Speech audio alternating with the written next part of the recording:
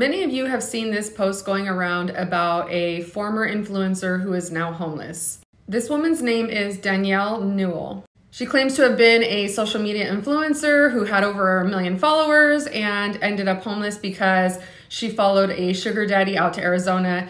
None of this seems to be true.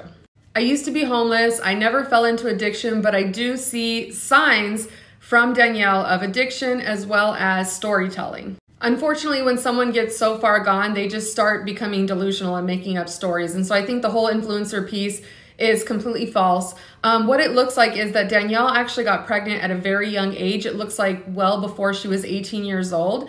Her baby's father seems to have been murdered. And then shortly after, her cousin was. What I've read from some of the comments is that after that, she kind of took a really bad downward spiral. If you go back to this Facebook page, you can see dating back to 2020, she talks about being a meth addict. I dug a little deeper and I found this post, which is absolutely heartbreaking.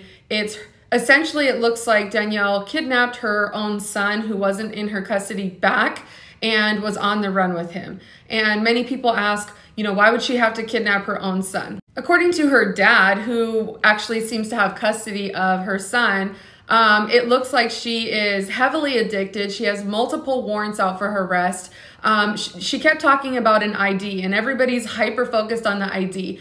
You can't get an ID if you have warrants out for your arrest. You risk, as soon as you walk in the office to try and get an ID, you risk being arrested on the spot. So that's why she keeps talking about the ID. So her dad is basically saying, look, she's taking him around to probably trap houses, probably, places where they're trafficking women and youth, and he was concerned for the safety of her son. Here's some more of him talking about, hey, look, we're trying to get her help. We wanted to get her help.